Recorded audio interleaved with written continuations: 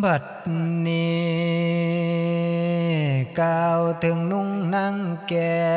วแววมานีสีปราดหญิงสาลาดโลกนี้มาเที่ยงานน้ำพอเมื่อสัตตามาดขามถึงเขต7 เดือนมาทำเพียรถือศีลดอกทินมุงกดกวางดวงมณีโซใดเห็มไก่จากปราสาทบ่ขยาดย้อนยานมาที่กาสิพาฝันปกติสู่มือนั้นต้องเดินดันดอนผาแสวงหาก้อยมันดอกมูผลพลาไม่มือหนึ่งตาเว้นใดแสงไก่ดับหมดผาจันใสส่องขึ้นแทนไว้หมอกกะบังมองเห็นมีกไม้กังดูดังอาสาวะผู้บ่มีธรรมะกิเลสเผาใจเอามาเที่ยวบุตรน้อยทั้งสองนอนก่อนมือตั้งถูปปนุ่มก่อนวอนถือศีลสืบสร้างไทยห่างดอกพึ่งพานเสียงลมพัดสู่ซาสะบัดป่าสิงคอนดมหัวนอนลงไปสะเดิดเด้อทั้งเพิงว่าตัวเพอหรือลังหายงันตาลายบ่หูจันสาลัวสอดส่องของสติขึ้นได้ใจสาทนอ่อนละถวยขันผานังสิห้อง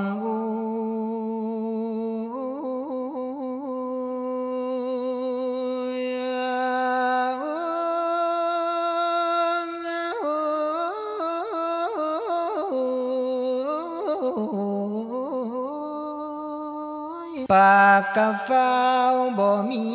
ห้องจูดกะบองมองดูบุตรกะเงียบดีนู่นนิ่งตอนนั้นความเป็นจริงหลังเข้ามาที่หมู่บ่หูสองนั่งสั่งรวมสติของกรรมฐานอันใดกะบ่องไตกะหมดแสงเดียวไปใส่กะหมดแจงผ้าไผแกงลมตีคือจังมีคนคอปองปาตูหลายครั้งหลวงจิตตังภวังลาเป็นเวลา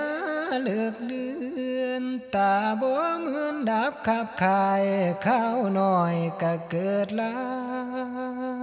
ง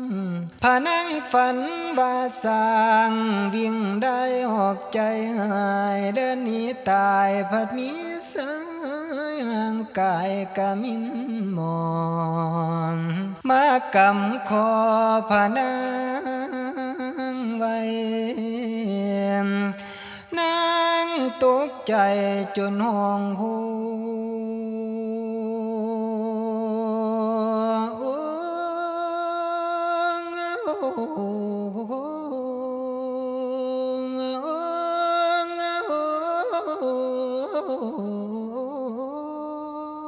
เบิ่งกายาตนโตอุตาฟันแดกแขวคือดำเจ้ายากมาที่นางกะพงยานนางวนแนวขอชีวิตมันบอกไขความจริงใจต่อมาที่พ่อน้อยมันกะตรงตัดข้างแขนของนางน้อยนาดมือมันควักผ้านีดได้สองข้างเดียวเล่นนี้อันว่าสิขันแก้วมาที่นางสะดุ้งเตือนขันนางหูเมื่อขึ้น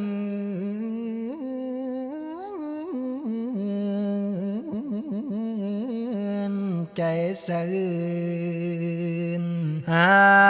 งมนุษย์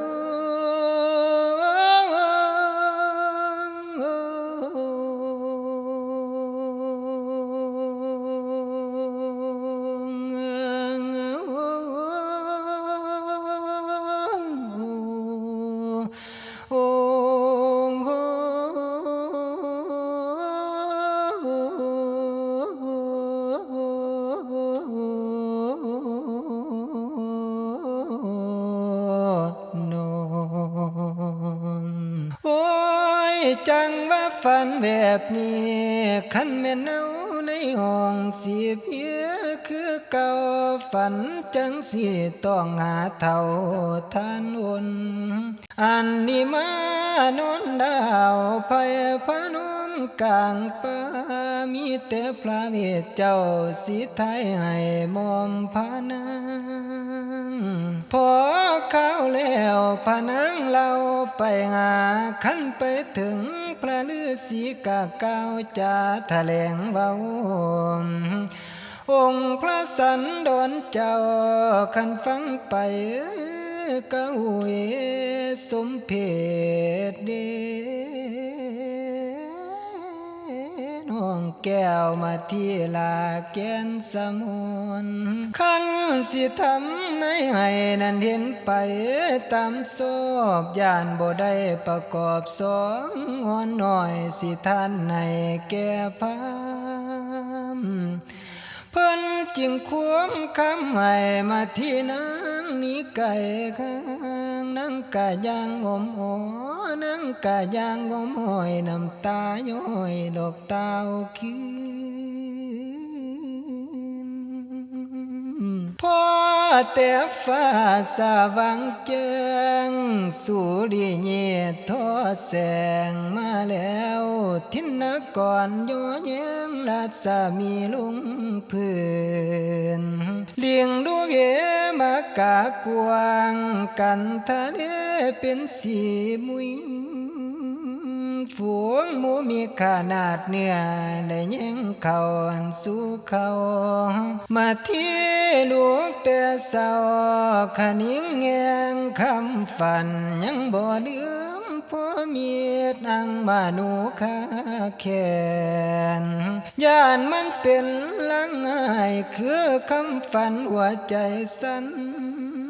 เจียใจเป็นเอิ่งบางบ่มีมือสิสวงเอาลูกขึ้นมาตั้งแต่เศร้าแล้วปูก่อนส่องเสียคือกันหาสานี้ให้ตื่นมายามเศร้าเอาน้ำหอมปะลมเลยบุตตาทั้งสองป้อนหัวมันที่จงไว้ดอกเดือข้างแต่เมื่อวานเอากันหานางน้องมากินนุ่มสมจูบดูบเกษาลูกน้อ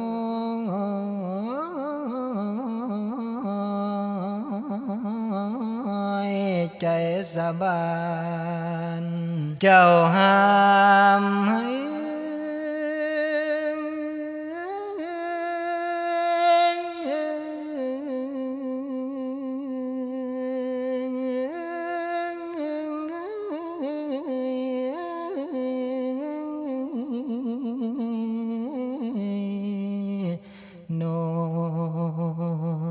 แล้วจังจัดแจงไว้ขอกาตากับเสียมเตรียมตัวไปในภัยเพื่อแสวงผลไม่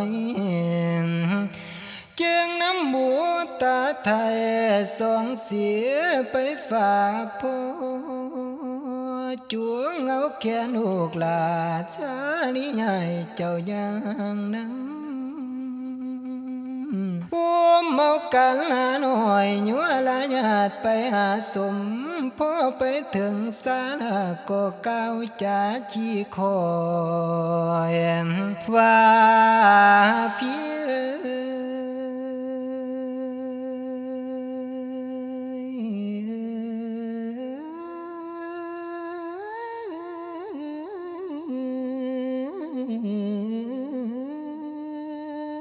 อันว่ากันนาน้อยสานีผู้เป็นเพียนางขอฝากพี่ไว้อย่าไล่ข้างเจ้าห่างนี้ตัวแต่นี่สิเข้าป่าหาผลนั้นบุตตาสองคนจงระวังดูไว้ย้ายหนีไกลข้างพระผัวบ้านให้เอิ้นนางเด้อพี่เด้อนางสิเข้าป่าไม่ตะเว้นคอยสิตาวมา จังบอกลูกหลาชาลีลาดปลุมสอนให้คอยดูบางหอนแม่กันหาไว้แต่นั้นกันหายอยากไปดอมน้ำแม่ว่าแม่